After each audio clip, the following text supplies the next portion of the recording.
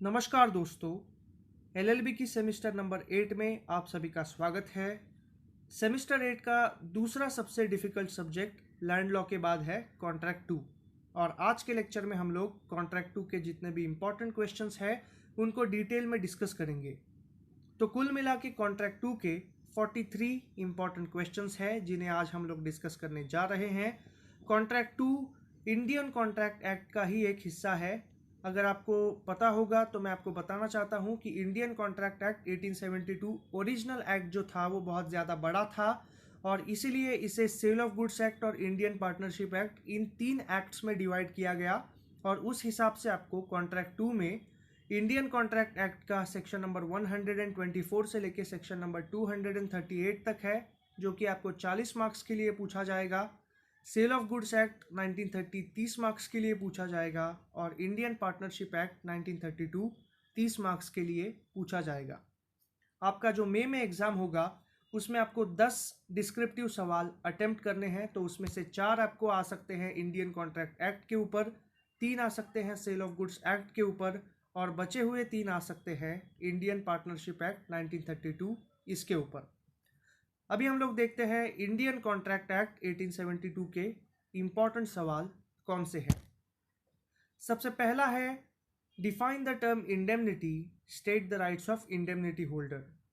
दूसरा है define the concept of contract of guarantee. तीसरा है what is continuing guarantee, state the modes of revocation of continuing guarantee. चौथा है explain the rights and liabilities of surety. पांचवा है concept of invalid guarantee और छठा है modes of discharge of surety. अगर आपने इन 6 सवालों को ध्यान से देखा तो आपको समझ में आएगा कि सिर्फ 2 कॉन्सेप्ट ये आपको एक्सप्लेन करते हैं। पहला है कॉन्सेप्ट ऑफ इंडेमनिटी और दूसरा है कॉन्सेप्ट ऑफ गारंटी। तो आप एक काम कर सकते हैं, पहले 3 सवाल इंडेमनिटी को डिफाइन करते हैं तो आप इन्हें भी एक साथ पढ़ सकते हैं और दूसरे 3 सवाल कॉन्ट्रैक्ट ऑफ गारंटी को समझाते हैं, तो 2 दिन में आप ये 6 सवाल निपटा सकते हो। इसके बाद में 7वां सवाल है concept of contract of bailment, essentials of contract of bailment, types of bailment. 8वां सवाल है rights and duties of bailor, kinds of bailment, modes of termination of bailment. यह आपको समझाता है कॉन्सेप्ट ऑफ बेलमेंट।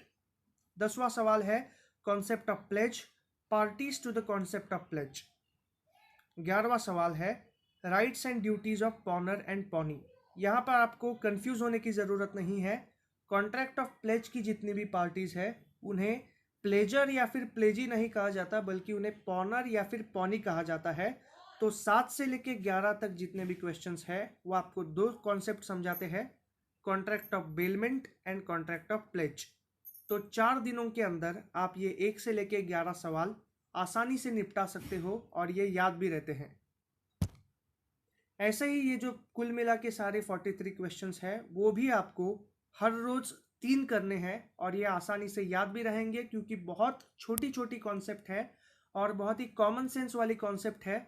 आपने जब अमेजॉन या फिर फ्लिपकार्ट से डिलीवरी रिसीव किया होगा तो ये सेल ऑफ गुड्स एक्ट के अंदर इसके रूल्स है, और ऐसे ही कॉन्ट्रैक्ट के अंदर जितनी भी कॉन्सेप्ट है वो कॉमन सेंस से रिलेटेड है और इसीलिए आप ये जो सब्जेक्ट है इसे आसानी से अटेम्प्ट कर सकते हो।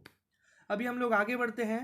12वां सवाल है exceptions to the concept no one can make a valid pledge who is not an owner of the thing. इसके ऊपर आपको एक शॉर्ट नोट निकल कर आ सकता है। 13वां सवाल है define the contract of agency, explain who can become an agent and modes of creation of agency. 14th question है rights and duties of agent और 15th है टाइप्स ऑफ एजेंट। ये जो 15 सवाल है वो आप 4 से 5 दिनों के अंदर आसानी से निपटा सकते हो। प्रिफरेबली आप इसे 5 दिनों के अंदर निपटा दो। इसके बाद हम लोग आगे बढ़ते हैं सेल ऑफ गुड्स एक्ट 1930 के ऊपर। Sale of goods act sale of movable goods इनके बारे में जो रूल्स एंड रेगुलेशंस है उसे डिफाइन करता है। इमूवेबल प्रॉपर्टी के लिए है ट्रांसफर ऑफ प्रॉपर्टी एक्ट जो आपने लास्ट ईयर में पढ़ा था। इसके बाद में सबसे पहला इसका सवाल है define buyer, seller, sale of goods, contract of sale and agreement to sale. 5 छोटी छोटी डेफिनेशंस है और इसके ऊपर इन सबको मिला के एक सवाल निकल सकता है। इसके बाद में distinguish between contract of sale and agreement to sale, दो अलग अलग कॉन्सेप्ट है और इनके अंदर जो भी डिस्टिंग्विश है, जो भी डिफरेंसेस है वो आपको समझाने हैं। ये है दूसरा सवाल। इसके बाद में define goods and explain about types of goods. तो ये 3 सवालों को आप एक दिन में निपटा सकते हो क्योंकि छोटी छोटी कॉन्सेप्ट है, आसानी से 1 घंटे में 2 घंटे में निपट जाएंगी। चौथा सवाल है define what is condition and what is warranty. When can a condition be treated as warranty. आपने सुना होगा कि कोई भी चीज़ हम लोग लेते हैं, चाहे वो टीवी हो, फ्रिज हो, एसी हो, इसके ऊपर वारंटी पीरियड होता है और इसे यूज़ करने की टर्म्स एंड कंडीशंस होती है। बस यही चीज़ है कंडीशन और वारंटी। तो इन्हें आपको कॉन्ट्रैक्ट की लैंग्वेज में एक्सप्लेन करना है, इन द लीगल लैंग्वेज। पांचवा सवाल है explain the rules regarding passing of goods in case of sale of goods.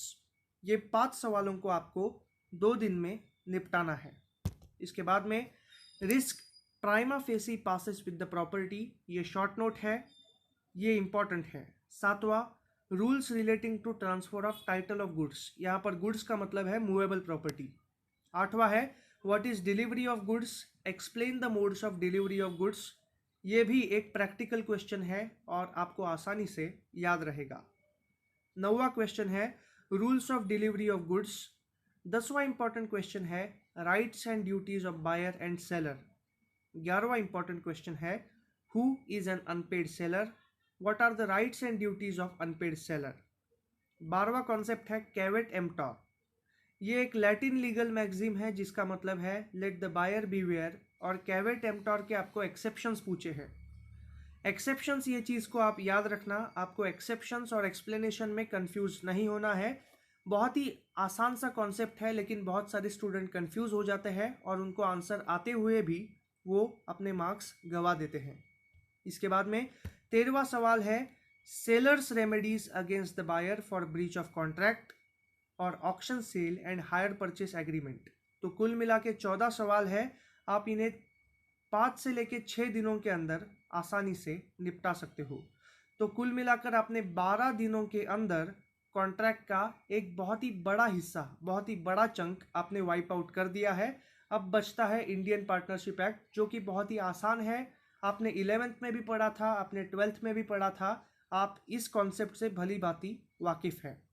अभी हम लोग देखते हैं पार्टनरशिप एक्ट का पहला इंपॉर्टेंट सवाल, define what is partnership firm, explain it's essentials and features. इसके बाद में दूसरा है distinguish between partnership firm and a company. बहुत ही आसान सवाल है, आपको ये भली भांति वाकिफ है।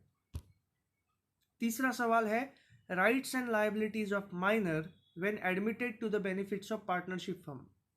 माइनर मतलब 18 साल से कम उम्र का लड़का या फिर लड़की, ये जब पार्टनर्स बनते हैं एक पार्टनरशिप फर्म के, तो उनके राइट्स और लायबिलिटीज क्या है। इसके बाद में चौथा सवाल है rights and duties of partners of firm. 5वां है टाइप्स ऑफ पार्टनर्स। 6वां है इम्प्लाइड अथॉरिटी ऑफ पार्टनर। 7वां है पार्टनरशिप एट विल। 8वां है dissolution of partnership firm and modes of dissolution of partnership firm. हाँ, ये इंपॉर्टेंट सवाल है, आप इसे याद रखना और ये आने की पूरी संभावना है। 9वां सवाल है dissolution of the firm by the order of the court, इसे भी आप याद रखना। इसके बाद में consequences after the dissolution of partnership firm, rights and liabilities of partner of the firm after it's dissolution, इस चीज़ को भी आप याद रख सकते हो। 12वां सवाल है registration of the partnership firm and the effects of non registration. इसके बाद में rights and liabilities of retiring partner, rights and liabilities of outgoing partner. तो कुल मिला के 14 सवाल ये, 14 सवाल सेल ऑफ गुड्स एक्ट के और 15 सवाल इंडियन कॉन्ट्रैक्ट एक्ट के, कुल मिला के 43 इंपॉर्टेंट क्वेश्चंस है और आप 18 से 20 दिनों के अंदर ये पूरा का पूरा सिलेबस आसानी से उड़ा सकते हो। So that's it for today's lecture. Thank you so much. Please like, share and subscribe to my channel.